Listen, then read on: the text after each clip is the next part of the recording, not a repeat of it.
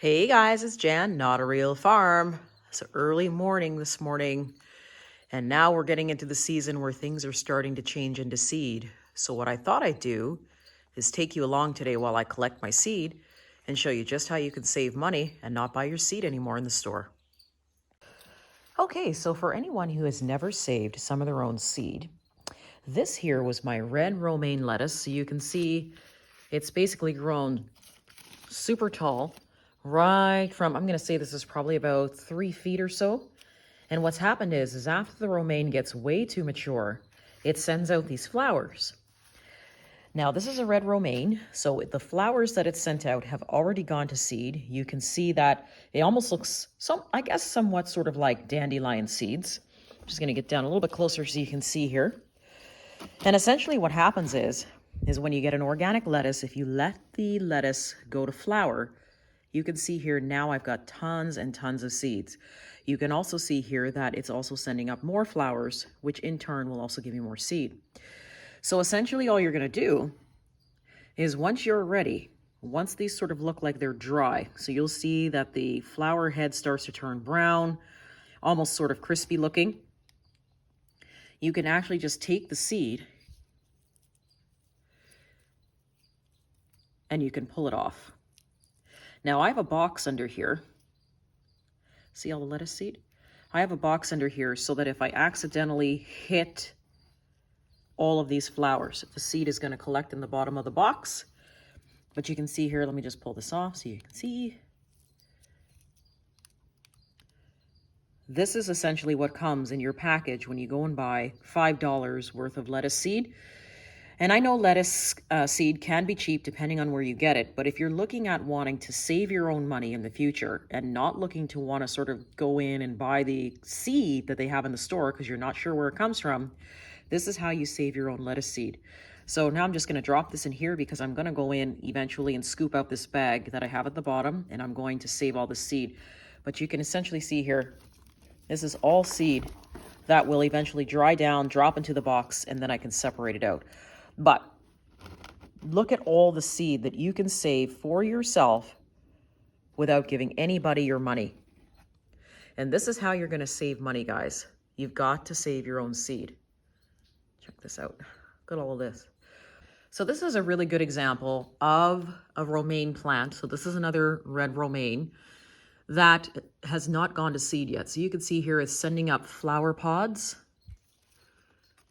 And those flower pods are going to turn into the big fluffy things that look like the dandelion seed. So these flowers are going to be red. As you can see there, you can see there's a red. And they'll be probably in bloom for about a week. And then after that, they start turning to seed. So I just sort of wanted to give you an example to show you what it looks like beforehand and then how much seed you have after. Let's take a look at some of the other seed I have. So another good example of seed, if you're looking at saving some of your herb seed, is chamomile. So I'm using this as an example because the chamomile is pretty much ready to go, and I have sort of a container underneath it so it can catch the seed when I'm not here. But the chamomile, as you can see, has lost all of its flower petals. In a lot of them, you want the chamomile to turn a brown color, not the yellow because it's not ready. That means it's green and there's no seed. But if you let it turn the brown, you can start then to collect the seed. Let's see here. And you'll find that the seed for the chamomile just readily falls off. So this is how you build your chamomile patch if you're interested in making tea.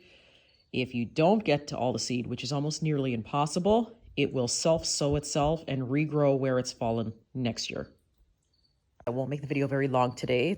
What is this, Wednesday? We've got work to get to, but I wanted to show you my little rice patch here. Now remember, Not a Real Farm was experimenting with whether or not we could grow rice here in the north successfully. And I can tell you that the rice has grown successfully here. You can see here the pods have now started to dry. And once these are dry, we're going to collect these and we're going to take them off the stem. These ones are still green. It was really hard for me to show you really sort of what they look like before without differentiating them from the weeds. It's really hard, but now you can see.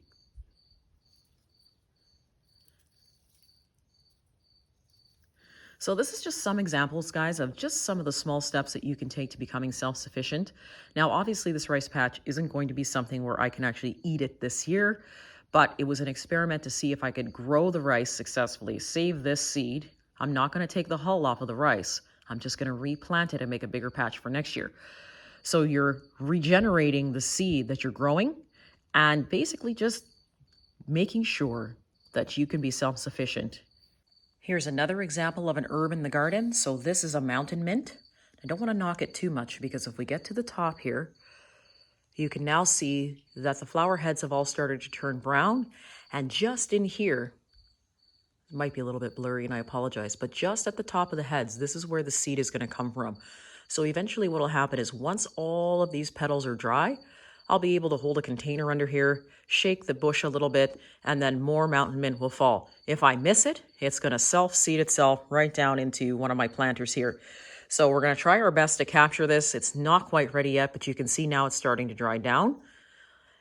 So we will have lots of mountain mint next year. This is a great plant to have for tummy aches and for tea. And then here, guys, is my sunflower patch. So this is a mini sunflower that I was growing. You can see they don't really get very tall, maybe about 1.5 feet. But here, the pods and the flowers have started to sort of droop. The petals have gone brown. And you can see slowly in here, if I bring this a little bit closer, hopefully this isn't blurry. Do you see the seed in there? See if I can pull this back. The seed is actually in there. Now it's waiting to basically mature. So I'm going to save all the seeds from these miniature sunflowers and I'm going to replant them for next year. This one's not quite ready. You can tell the difference between the two. When you're looking to save sunflower seeds, you want the head to droop, which clearly this is what this is doing. This is doing it too, but it's still got the green and yellow petals on it. You want to see the back of the seed pod here or flower head turn brown.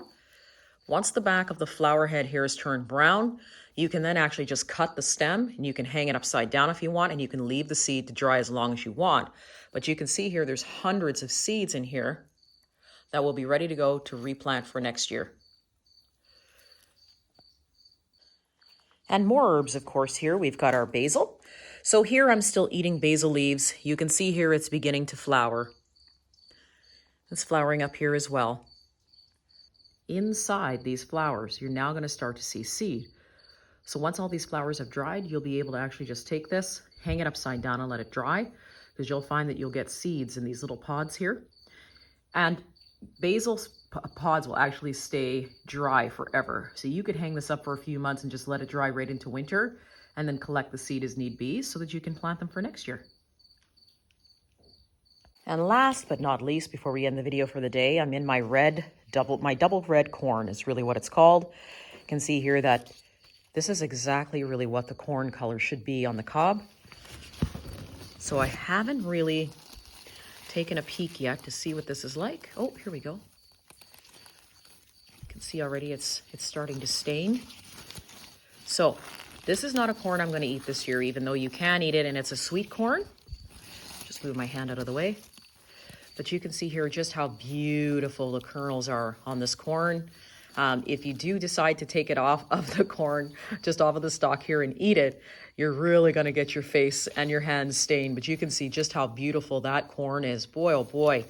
So this is an organic corn. We are going to be saving this. And it's the only organic corn that I planted in here. And we are going to be planting a really big, I'm thinking probably maybe 30 to 40 stalks, I think, next year. And really sort of getting this going. It's called a double red corn, and it tastes like a super sweet corn. So if you're interested in trying that, we'll probably end up putting some of the seed on the store. We're going to leave that. We're going to dry it down a little bit more. I do have a few other little stalks in here, but that one's going to be my main one to save seed from. That's really it for me today, guys. I just wanted to show you all the seeds that we're going to be harvesting soon here in the greenhouse. It is beautiful weather. However, you can see the sun way back there in the panels starting to come up over the trees. The heat is going to be in the hundreds. So if you have any questions today, guys, please pop them below. Also, if you like, you can reach me at notarealfarm@yahoo.com or visit us at the Etsy store at notarealfarm.etsy.com. See you soon.